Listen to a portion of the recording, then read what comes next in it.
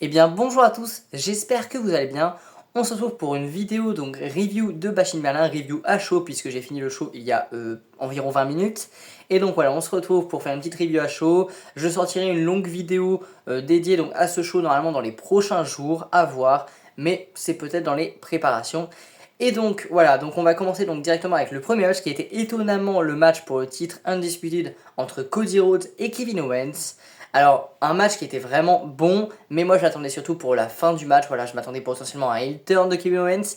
Malgré la victoire de Cody, bon, ce qui était prévisible, Kevin Owens n'a pas effectué ce heel turn. Je l'attendais, mais il n'a pas eu lieu. C'est pas grave, puisque à mon avis, il va arriver dans les prochaines semaines, si ce n'est lors du prochain SmackDown. Je regarderai ça avec grande attention.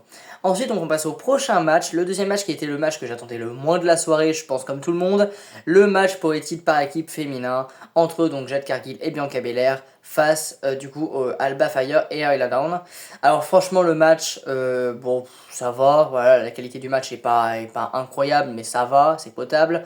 Mais par contre, qu'est-ce qu'on en a rien à faire des titres par équipe. En plus là, Bianca Belair et Jade Cargill ont repris les titres, donc je voyais pas l'intérêt de les mettre du coup sur les épaules d'Alba Fire et d'Ayla Dawn. C'est pas grave, c'est comme ça, mais ouais, moi je ne vois aucun intérêt à cette division par équipe féminin. Mais bon, à voir ce que la nous réserve, mais ça m'étonnerait qu'on s'améliore, enfin que la WWE améliore cette division par équipe féminine. Pardon.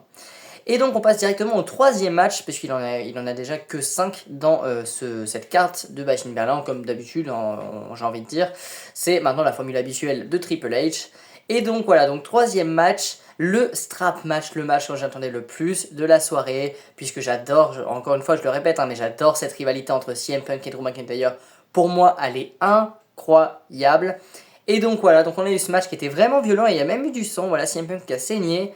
Et à la fin, franchement, le spot de fin est vraiment cool. Bon, CM Punk qui gagne, c'est logique. Mais voilà, il gagne vraiment en reprenant le bracelet et en tapant donc sur le quatrième coin du ring avec le bracelet, donc où il y a du coup le nom de sa femme et de son chien dessus. C'était vraiment bien fait, je trouve. Et voilà, comme ça on a un partout et possiblement la belle à Bad Blood en NSL, j'espère. Et donc voilà, donc on passe directement à l'avant-dernier match qui était du coup le match tag mixte entre donc Liv Morgan et Dominic Mysterio face aux Terror Twins, donc qui est composé de Rhea Ripley et de Damien Priest. Un match que j'attendais vraiment parce que j'adore cette histoire en fait tout simplement.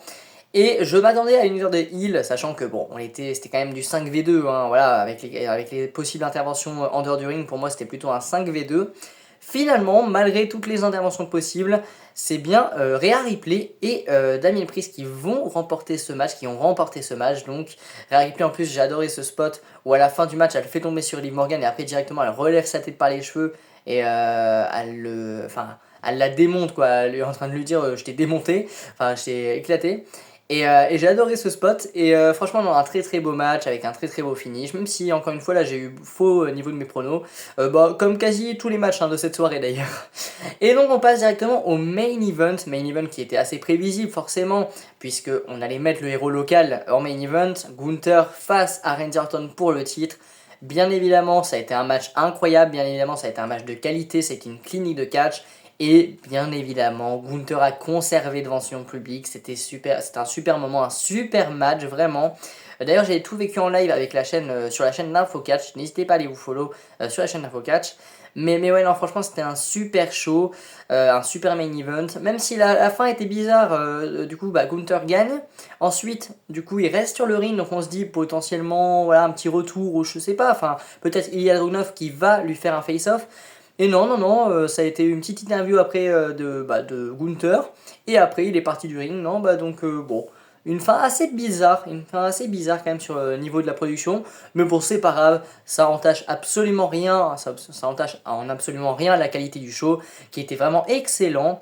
Et donc voilà, donc sur ce, j'ai hâte d'être à Bad Blood. Dites-moi ce que vous en pensez dans les commentaires. Dites-moi ce que vous avez pensé de ce show Bashin Merlin 2024. Et sur ce, donc on se retrouve pour une prochaine vidéo. Ciao, ciao les boss.